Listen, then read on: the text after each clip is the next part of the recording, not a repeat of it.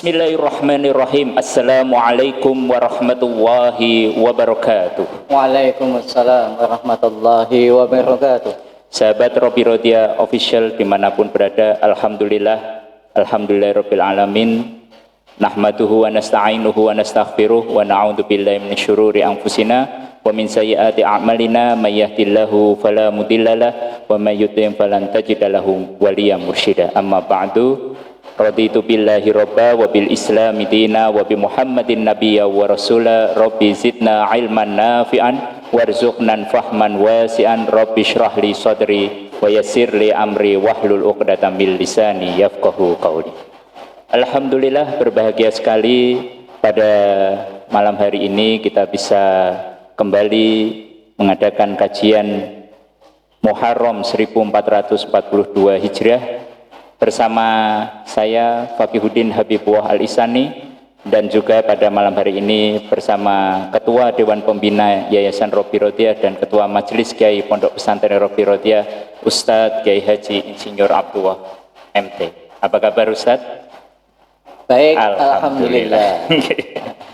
Ya, bersyukur sekali pada malam hari ini ditemani nanti bersama beliau Ustadz Abdullah. Kita akan berbicara tentang Muharram 1402 Hijriah dengan tema hidup dalam naungan Islam. Sahabat Robi Rodia Official dimanapun berada, Muharram adalah awal tahun baru Hijriah.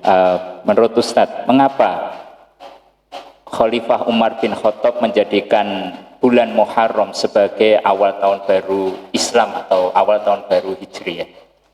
Baik, Assalamualaikum warahmatullahi wabarakatuh. Waalaikumsalam warahmatullahi wabarakatuh.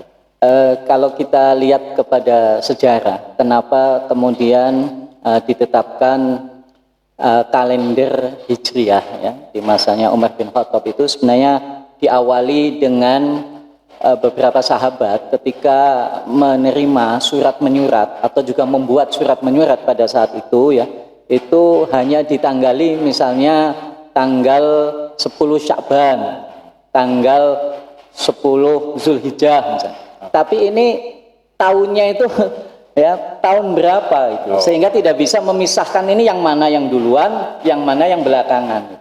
Nah, oleh karena itu kemudian mereka mengadukan kepada Umar, menyampaikan kepada Umar, kayaknya kita harus membuat hitungan tahunnya ini ya, kita harus ini tetapkan supaya apa? Supaya ya kalau kita surat menyurat jadi mudah. Ini sama-sama Sya'ban, ini surat tahun kemarin sama tahun sekarang atau yang akan datang, jadi jelas. Oh ini yang 1 Muharram, oh ini yang 2 Muharram, begitu katanya ya, atau maaf yang tahun ke-1, tahun kedua, tahun ketiga. Nah itu begitu. Maka kemudian Umar mengumpulkan beberapa sahabat, kemudian ini berdiskusi, bermusyawarah bagaimana ini dengan persoalan ini. Maka waktu itu muncul beberapa usulan dari kalangan sahabat ya, dan diantaranya kemudian yang diterima oleh Umar adalah usulan dari sahabat Ali radhiyallahu anhu ya, bahwa beliau menginginkan penetapan itu patokannya adalah hijrah. Ya, kalau sahabat yang lain ada yang mengusulkan dari tahun kelahirannya Nabi aja ya, Maulid gitu.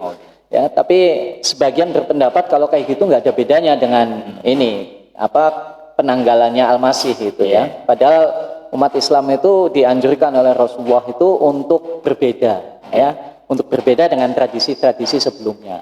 Nah, oleh karena itu maka hijrah ini yang ditetapkan sebagai awal kalender Islam itu yaitu peristiwa hijrah. Berarti peristiwa hijrah itu berlangsung saat 1 Muharram atau bagaimana Ustaz? Tidak, sebenarnya kalau ininya sendiri, hijrahnya sendiri itu kan Rasul masuk ke kota Madinah itu tanggal 12 Rabiul Awal. Ya. Nah, jadi sebenarnya tidak di Muharramnya itu. Cuma kemudian disepakati bulan pertamanya itu Muharram. Sebenarnya kalau bulan itu sudah dikenal sebelumnya. Ya Muharram urutannya itu sudah jelas sampai Zulhijjah itu. Cuma persoalannya adalah tahunnya gitu. Jadi tahunnya ini yang jadi masalah. Maka ditetapkan ini awal tahun itu ya awal bulan yang mereka biasa kenal yaitu bulan Muharram. Nah, tahunnya itu dimulai dari hijrahnya Rasulullah. Berarti mengikuti kebiasaan kaum Quraisy bahwa awal tahun atau ini adalah tahun Muharram. Bulan ya, Muharram. Bulan Muharram. Ya. Kalau itu tidak berubah, cuma tahunnya aja. Baik. Okay. Nah, Ustadz, apa ini kan peristiwa tahun baru Hijriah ini selalu kita peringati setiap tahun. Nah, di tahun 1442 Hijriah ini apa yang ingin menjadi semangat umat Islam untuk memperingati tahun baru Hijriah 1442 Hijriah ini? Iya. Jadi kalau kita ini membaca ya perjalanan waktu ya hijrah ini, maka apa makna di balik perjalanan waktu itu ya kita bisa lihat dari hijrah itu sendiri. Sebenarnya apa sih hijrah itu sehingga kemudian ditetapkan sebagai pertanda perjalanan waktu umat Islam. Jadi kalau hijrah ini secara bahasa sebenarnya di kamus Lisanul Arab itu ya berpindah dari suatu tempat ke tempat yang lain gitu ya. Hanya kemudian para ulama menjelaskan bahwa hijrah itu adalah perpindahan dari ya kondisi masyarakat jahiliyah ya di mana jauh dari Islam kemudian menuju kepada masyarakat Islam yaitu nanti di Madinah. Jadi hijrah ini sebenarnya ini momentum kelahiran peradaban Islam. Momentum kelahiran peradaban Islam karena sejak ini dimulai dari hijrah itu kemudian ya proses berlangsung di mana Rasul berhasil mendirikan Daulah Madinah, di mana Islam itu kemudian diterapkan. Nah, maka ini memiliki makna yang luar biasa ya. Kalau di masa sebelum Rasulullah hijrah itu ya, Islam hanya bisa ditabligkan saja, disampaikan. Itu pun kemudian penuh dengan tekanan ya, pemboikotan, intimidasi dan lain-lain.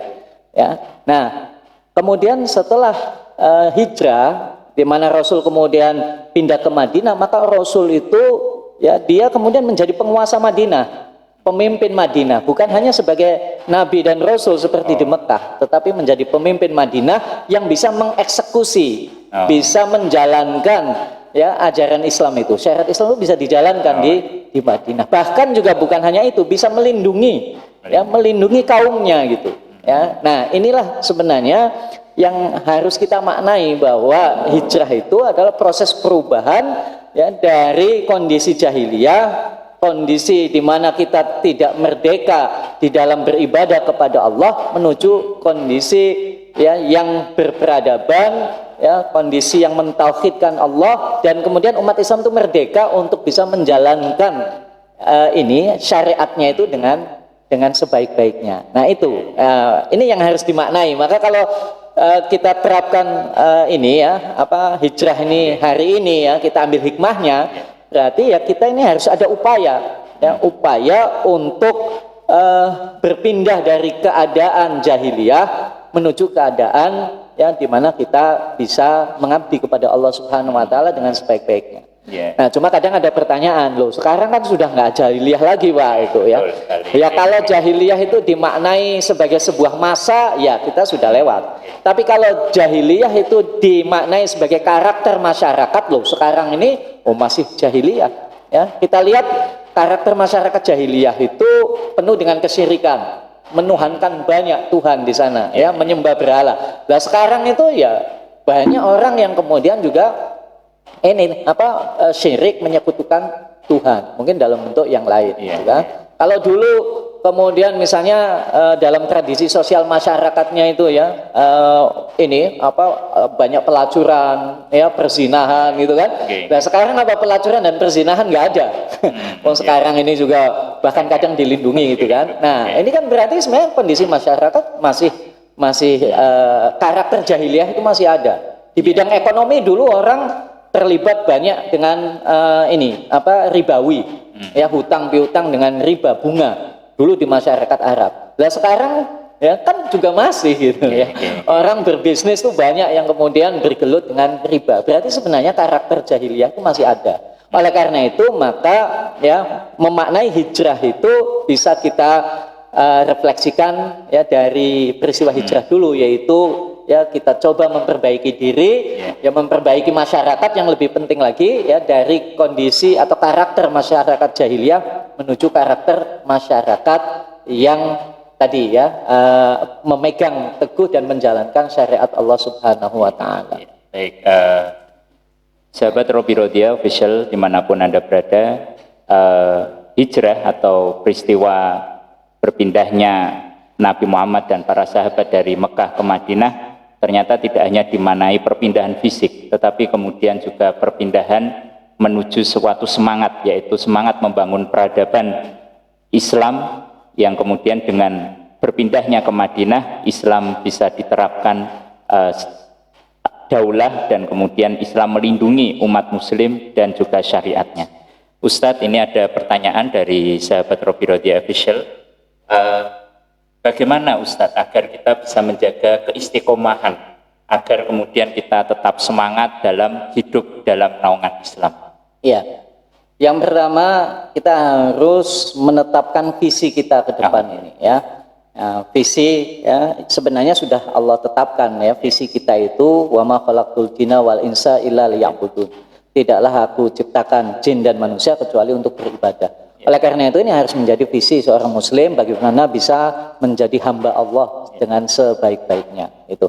Nah, kemudian ya ketika kita sudah memiliki visi ini, maka yang kedua tentu saja kita harus punya ilmu supaya kita tidak salah di dalam mencapai visi ini ya. Nah, saya kira Robi Rodia sebagai lembaga pendidikan, maka tugasnya adalah ya memberikan ilmu untuk bisa mencapai visi yang sesungguhnya dari seorang muslim itu, yaitu menjadi hamba Allah yang sebaik-baiknya. Nah, itu berarti kuncinya dua ya. Yang pertama adalah memiliki visi, tujuan, dan yang kedua memiliki ilmu. Ya, memiliki ilmu. Ya. Kemudian ada pertanyaan kedua, bagaimana kemudian agar kita senantiasa berada di dalam lingkungan yang Islam sehingga kemudian semangat hijrah hidup dalam naungan Islam ini bisa terjaga? Iya. Rasul itu mengajarkan kita ya untuk senantiasa bergaul dengan orang-orang soleh, memilih lingkungan yang kondusif untuk menjalankan fungsi kita tadi sebagai seorang hamba Allah Subhanahu wa taala. Oleh karena itu maka ini di dalam hidup ini kita harus selalu berusaha ya membuat lingkungan kita yang kondusif ya. Untuk bisa meningkatkan ketaatan kita. Bahkan di dalam konteks hijrah ini, kalau kita bahas ini secara hukumnya, itu ada kondisi-kondisi tertentu di mana kita ini wajib melakukan hijrah dalam pengertian pindah, ya pindah tempat. Ya, ketika misalnya kita berada di suatu tempat yang kemudian kita terancam untuk akhirnya tidak bisa menjalankan ketaatan kepada Allah Subhanahu wa taala. Misalnya kita berada di suatu perusahaan yang tidak boleh kemudian kita di sana sholat Jumat. Ya, kita masuk ke suatu lembaga pendidikan yang di dalamnya kemudian tidak boleh ada sholat, tidak boleh ada sholat Jumat, tidak diberi kesempatan kemudian untuk ibadah. Maka kalau kemudian kita ada di sana, wajib kita itu untuk pindah. Itu ya. Pindah dari lingkungan yang seperti itu. Ya. Bukan malah sebaliknya. Sekarang kita kadang hanya karena ingin mendapatkan ini ya pendidikan yang dalam tanda petik katanya maju, tetapi kadang mengorbankan itu. Nah, itulah sebenarnya yang harus dilakukan. Jadi dalam kondisi seperti itu harus hijrah itu. Nah,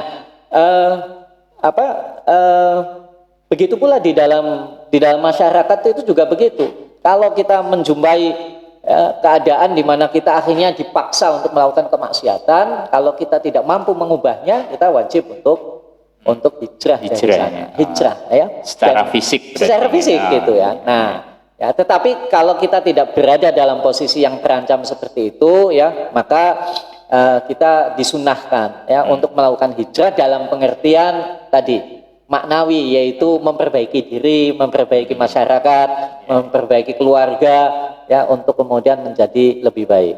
Gitu. Baik.